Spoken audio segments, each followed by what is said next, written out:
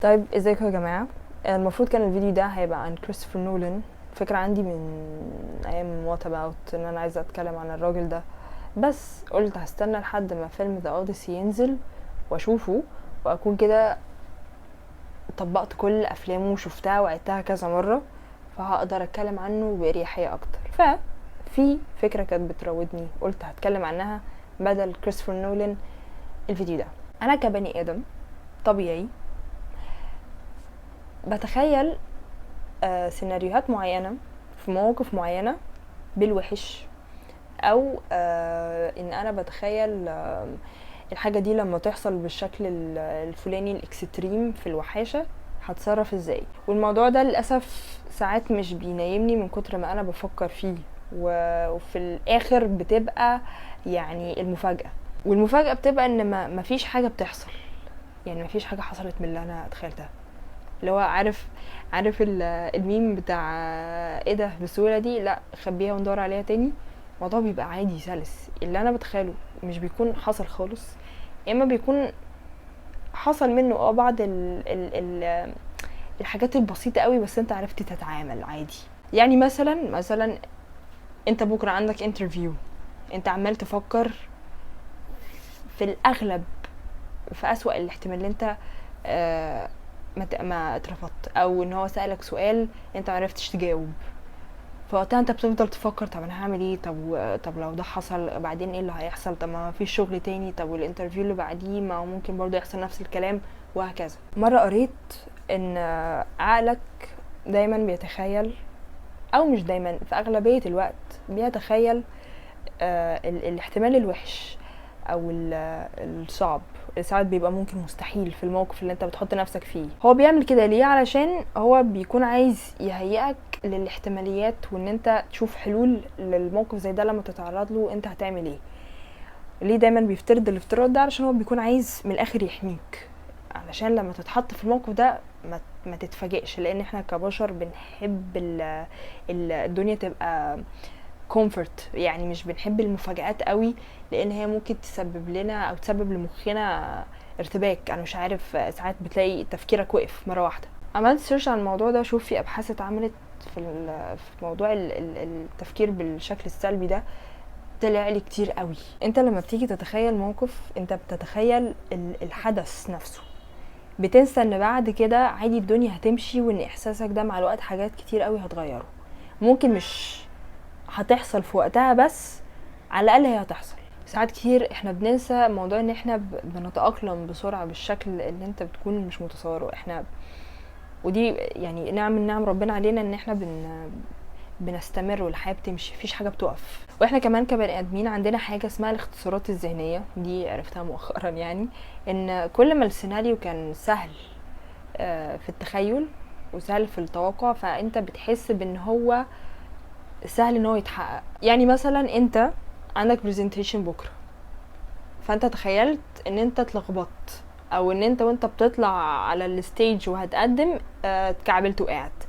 ده سيناريو سهل ان انت تتخيله، مفهوش تفاصيل كتير، فانت غصب عنك ساعات بتصدق فعلا، وساعات بتصدق صح، طب ما ده ممكن يحصل، وارد يحصل، واحتمال كبير ان هو يحصل. لان بالطبيعي في الموقف اللي زي دي حتى لو انت جامد، انت غصب عنك هتلاقيك بتتوتر شويه. التخيلات دي لو حصلت بجد بتبقى يعني مش بالشكل اللي انت بتكون متوقعه، واحساسك في الواقع بعيدا عن التخيل بيبقى اخف، لان احنا لما بنتخيل الموقف مشاعرنا برضو بتبقى في الاكستريم بتاعها، فلو يا لهوي ده انا هتحرج قوي، رغم ان انت لو اتحطيت في الموقف ده فعلا هتتحرج، بس مش بنسبة الاحراج اللي انت كنت حاسسها لما تخيلت. عشان كده لما احنا بنيجي نفتكر يعني حاجات حصلت في حياتنا، مواقف محرجة من الاخر قبل ما تنام مثلا، ودي بتحصل معانا كتير، بتحس انت يا لهوي انا ازاي اتحطيت في الموقف ده، وازاي قلت كده، رغم ان هي وقتها ممكن تكون حسيت بالاحراج شويه، ممكن تكون ما حسيتش خالص بالاحراج، بعد كده اكتشفت ان الموضوع كان محرج. احساس الاحراج وقتها ما كانش بنفس الاحساس اللي انت فاكره بيه. انا نفسي تكونوا فاهميني، يعني انا نفسي يعني اكون انا موضحه بشكل احنا كلنا فاهمين، علشان الموضوع فعلا يعني موجود معانا كلنا.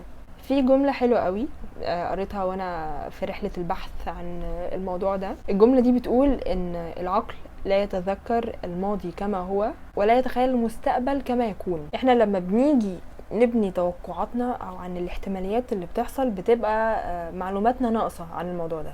تخيلت ان انت مثلا وانت طالع على الستيج اتكعبلت، افرض مفيش ستيج اصلا، ودي بتحصل يعني ساعات تكون متخيل شكل معين تروح تلاقي الحاجة صورة غير تماما. اول يوم شغل ده هيبقى يوم مخيف ومرعب ومش هتعرف تتعامل مع الناس. يوم الشغل ده يجي هتلاقي نفسك مثلا بتتعامل عادي. فاللي عايزه اقوله لك يعني ان المحاكاة، السيميليشن، البروفا اللي انت بتعملها في دماغك قبل الحدث بتبقى مبنية عن توقعات ومعلومات ناقصة عن اللي انت رايح له ده.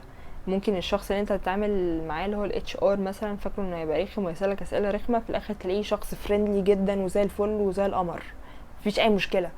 اليوم صعب، اليوم ماشي بسهوله.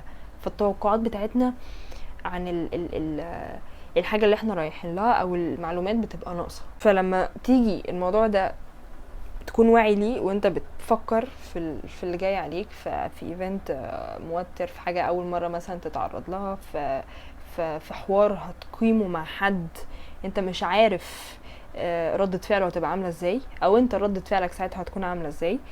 فالتفكير وقتها في المحاكاه اللي هتحصل في دماغك، حط في الاعتبار ان انت بتزود التهديد اللي هيبقى عليك. السيناريو برضو اللي انت بتتخيله بيقلل قدرتك على التعامل او عن التأقلم.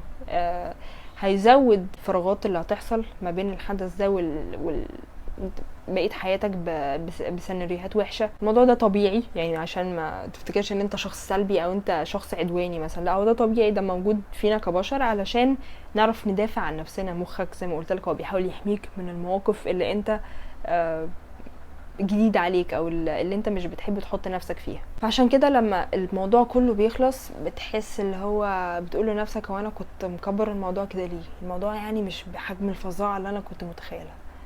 بالظبط، هو ده اللي احنا عايزين نوصله. انت مكبر الموضوع كده ليه؟ اعرف ان كل ده موجود في دماغك انت بس. لو انت نزلت في الواقع عادي، الدنيا بتمشي وسلسة. ممكن هنلاقي مطبات وقرف في النص، مفيش مشكلة، كده كده كله بيعدي وكل ده في الاخر هيبقى في الذاكرة يعني. طبعا انا مش هينفع اقولك ما تتخيلش الحاجة من الاكستريم بتاعها الوحش، لان انت لو حاولت تعمل كده مش شرط هتعرف تطبقه قوي لان مخك بيضحك عليك.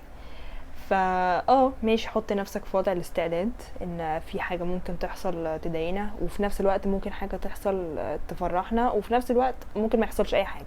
فيعني اللي عايزة اقوله take it easy. حتى احنا لما بنيجي نفتكر الحاجات مش الوحشة، الحلوة بنفتكرها بالاكستريم بتاعها.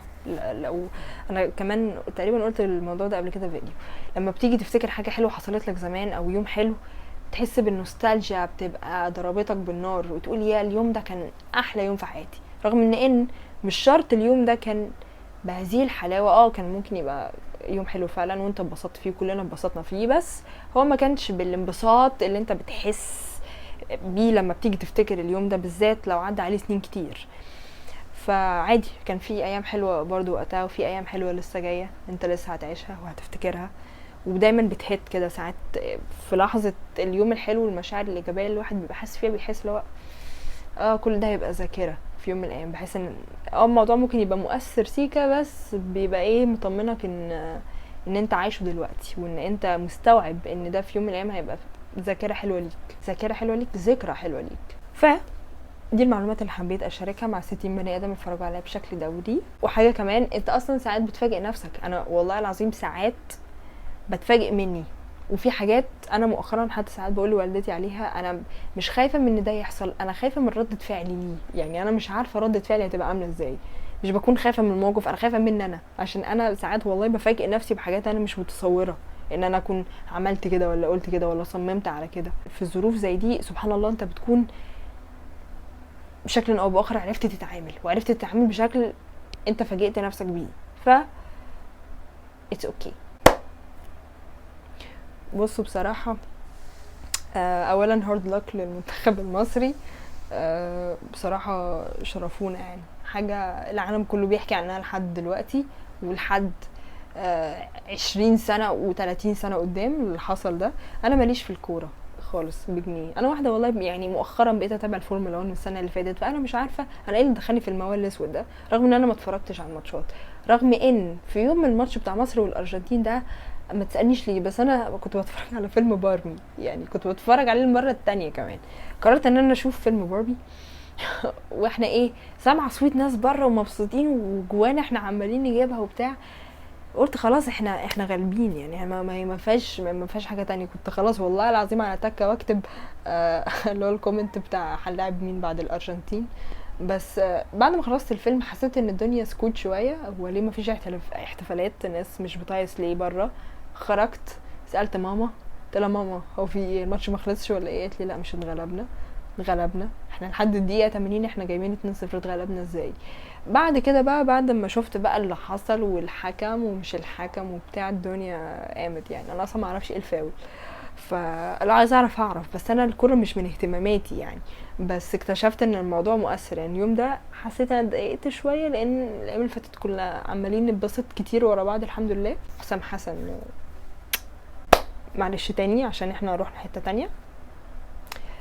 بما ان احنا بنتكلم عن موضوع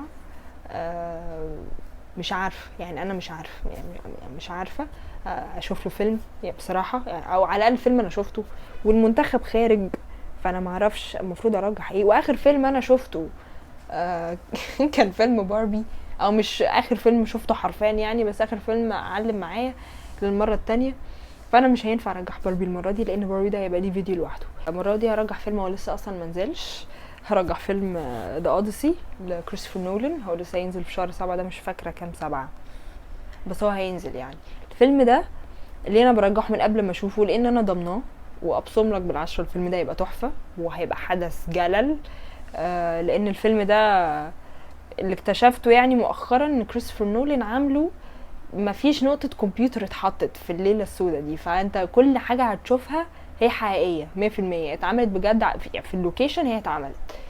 فده لوحده بصراحة شددني قوي، وانا لما اشوف الفيلم ده هكون اتميت كل افلام كريستوفر نولان. فيديو كريستوفر نولان ان شاء الله ينزل بعد الفيلم ده، الله اعلم امتى. شوف الفيلم في السينما، انا بقول كده عشان تشوفه في السينما، وبالذات اي ماكس، لان هو اصلا متصور الفيلم كله باي ماكس كاميرا.